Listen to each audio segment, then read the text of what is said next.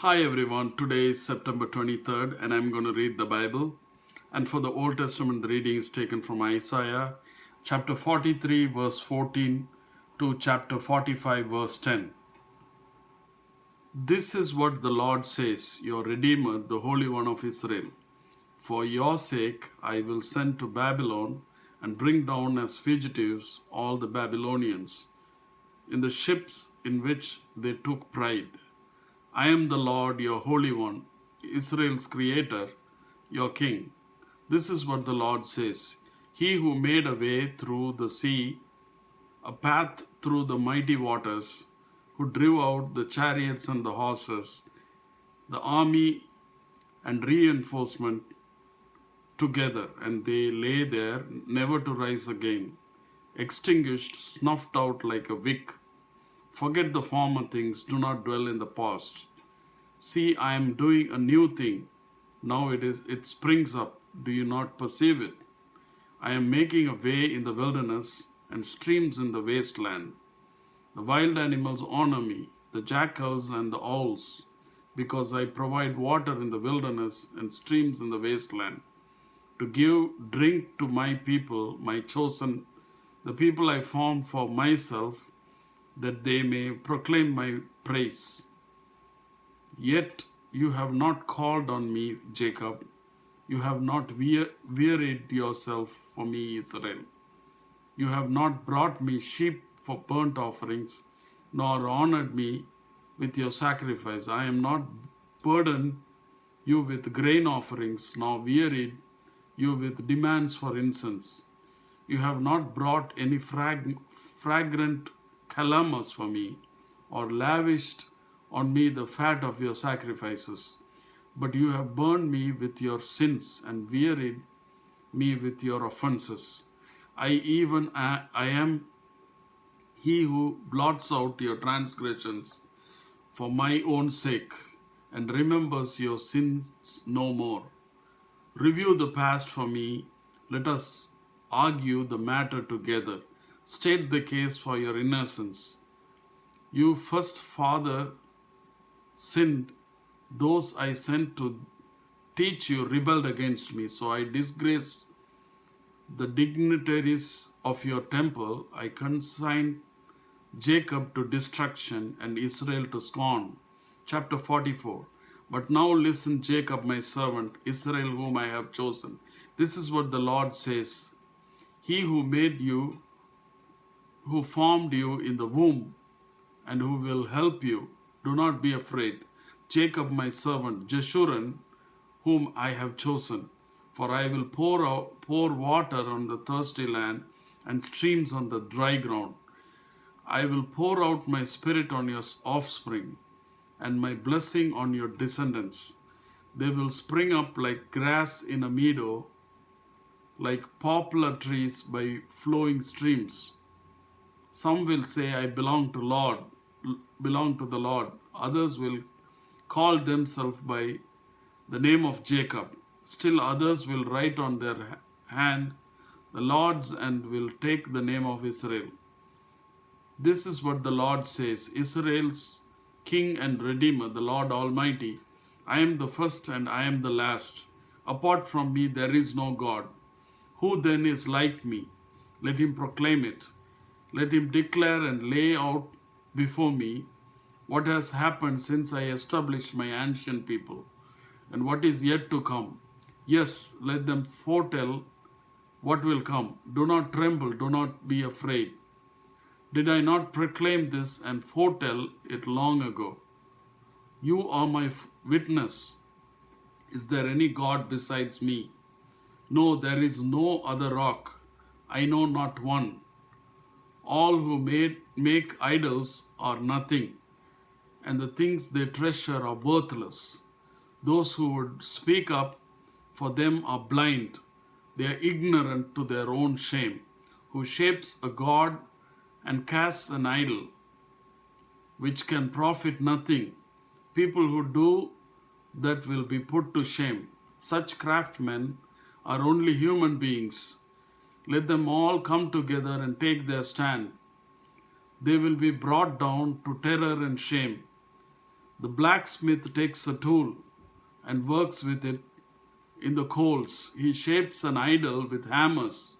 He forgets it and with the might of his arm. He forges it with the might of his arm. He gets hungry and loses his strength. He drinks no water and grows faint.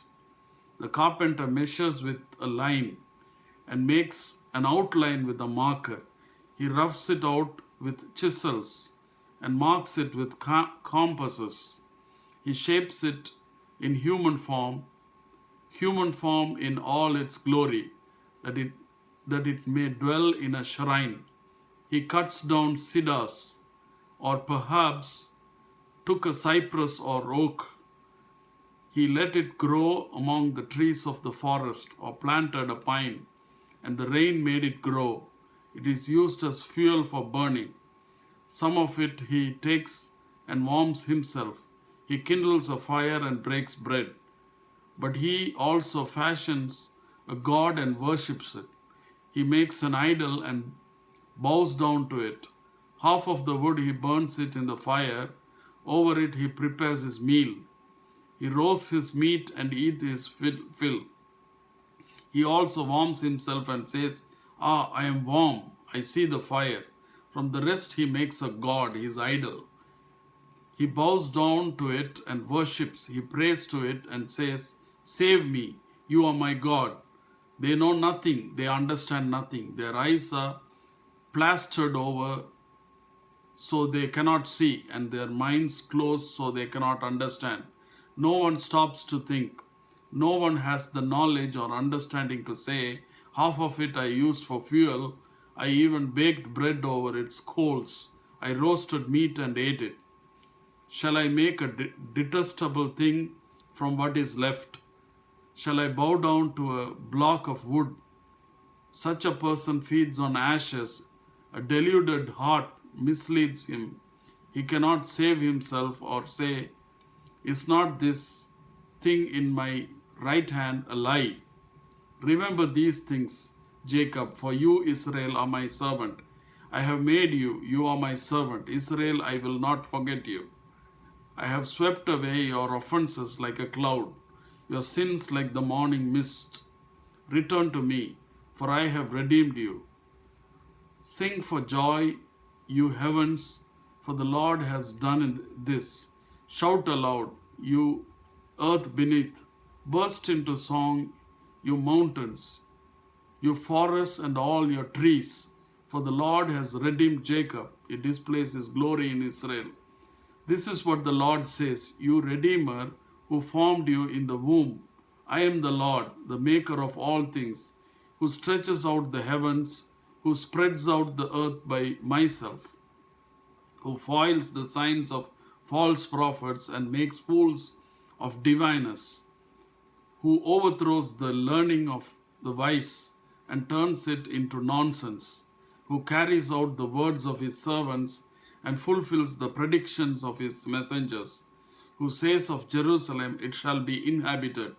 Of the towns of Judah, they shall be rebuilt. And of their ruins I will restore them." Who says to the watery deep, "Be dry, and I will dry up your streams." Who says of Cyrus, "He is my shepherd, and will accomplish all that I please." He will say of Jerusalem, "Let it be rebuilt, and of the temple, let its foundation be laid." Chapter 45. This is what the Lord says to his anointed, to Cyrus, whose right hand and I take hold of, to subdue nations before him, and to strip kings of their armor, to open doors before him, so that the gates will not be shut. I will go before you, and I will level the mountains. I will break down gates of bronze and cut through bars of iron. I will give you hidden treasures, riches stored in the secret places, so that you may know that I am the Lord, the God of Israel, who summons you by name. For the sake of Jacob my servant, of Israel my chosen, I summon you by name, and bestow you a little of honor, though you do not acknowledge me. I am the Lord, and there is no other. Apart from me, there is no God. I will strengthen you, though you have not acknowledged me, so that from the rising of the sun to the place of its setting, people may know there is none besides me. I am the Lord, there is no other. I form the light and create darkness. I bring prosperity and create disaster. I, the Lord, do all these things. You heavens above, rain down my righteousness. Let the clouds shower it down. Let the earth open wide. Let the salvation springs up. Let the righteousness flourish with it. I, the Lord, have created it. Woe to those who quarrel with their Maker, those who are nothing but potsherds.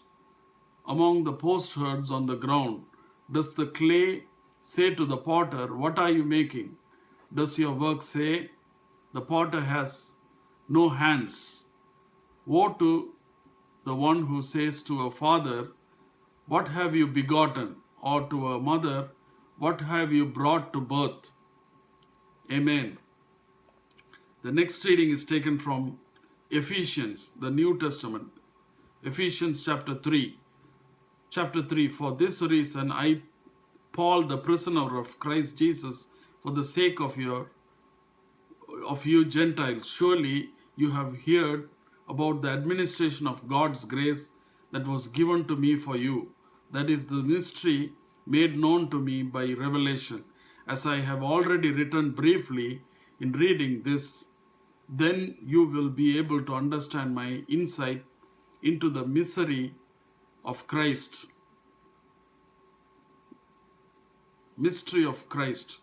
which was not made known to people in other generations, as it has now been revealed by the Spirit to God's holy apostles and prophets. This mystery is that through the gospel, the Gentiles are heirs together with Israel, members together of one body, and shares together in the promise in Christ Jesus. I became a servant of this gospel by this gift of God's grace given me through the working of His power.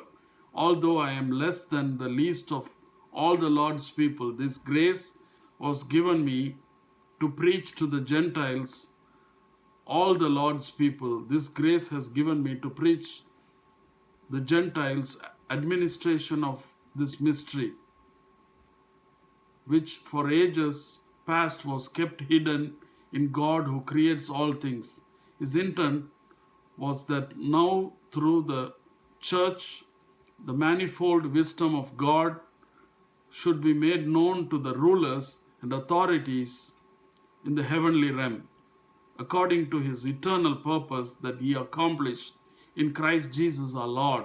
In Him and through faith in Him, we may approach God with freedom and confidence. I ask you, therefore, not to be discouraged because of my sufferings for you, which are your glory. For this reason, I kneel before the Father, from whom every family in heaven and on earth derives its name. I pray that out of His glorious riches, He may strengthen you with power through His Spirit in your inner being, so that Christ may dwell in your hearts through faith. And I pray that you, being rooted and established in love, may have power together with all Lord's holy people to grasp how wide and long and high and deep is the love of Christ, and to know this love that surpasses knowledge, that you may be filled to the measure of all the fullness of God. Now to Him who is able to do immeasurably more than all we ask or imagine, according to His power that is at work within us. To Him be glory in the church and in Christ Jesus throughout all generations, forever and ever. Amen. The next reading is taken from Psalms chapter 68. For the director of music of David, a psalm, a song. May God arise, may His enemies be scattered, may His foes flee before Him. May you blow them away like smoke, as wax melts before the fire. May the wicked perish before God. But may the righteous be glad and rejoice before God. May they be happy and joyful. Sing to God, sing in praise of his name. Extol him who rides on the clouds. Rejoice before him. His name is the Lord. A father to the fatherless, a defender of widows, is God in his holy dwelling. God sets the lonely in families. He leads out the prisoners with singing, but the rebellious live in sun-scorched land. When you, God, went out before your people, when you marched through the wilderness, the earth shook, the heavens poured down rain before God, the one of Sinai, before God, the God of Israel. You gave abundant showers, O God. You refreshed your weary inheritance. Your people settled in it. And from your bounty, God, you provided for the poor. The Lord announces the word, and the women who proclaim it are mighty throng. Kings and armies flee in haste. The women at home divide the plunder, even while you sleep among the sheep pens. The wings of my dove are sheathed with silver, its feathers with shining gold.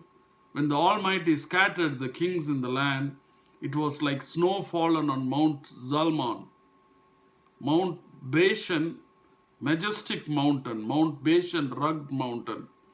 Why gaze in envy, you rugged mountain, at the mountain where God chooses to reign, where the Lord himself will dwell forever. The chariots of God are tens of thousands and thousands of thousands. The Lord has come from Sinai into his sanctuary. When you ascended on high, you took many captives. You received gifts from people, even from the rebellious, that you, Lord God, might dwell there. Praise be to the Lord, to God our Savior, who daily bears our burdens. Our God is a God who saves. From the sovereign Lord comes escape from death. Surely God will crush the heads of his enemies, the hairy crowns of those who go on in their sins. The Lord says, I will bring them from Bashan. I will bring them from the depths of the sea, that your feet may wade in the blood of your foes, while the tongues of the dogs have their share. Your procession, God, has come into view. The processions of my God and King into the sanctuary. In front are the singers, after them the musicians. With them are the young women playing the timbrels. Praise God in the great congregation. Praise the Lord in the assembly of Israel. There is the little tribe of Benjamin leading them. There the great throng of Judah's princes, and there the princes of Zebulun and of Naphtali. Summon your power, God. Show us your strength, our God, as you have done before. Because of your temple at Jerusalem, kings will bring your gifts. Rebuke the beasts among the reeds, the herds of bulls among the calves of the nations. Humbled, may the beast bring bars of silver, scatter the nations who delight in war. Envoys will come from Egypt. Cush will submit herself to God. Sing to God, you kingdoms of the earth. Sing praise to the Lord. To him who rides across the highest heavens, the ancient heavens, who thunders with mighty voice, proclaim the power of God, whose majesty is over Israel, whose power is in the heavens. You, God, are awesome in your sanctuary. The God of Israel gives power and strength to his people. Praise be to God. Amen. The next reading is taken from Proverbs. Proverbs chapter 24, verse 1 and 2. Do not envy the wicked, do not desire their company, for their hearts plot violence and their lips talk about making trouble. Amen.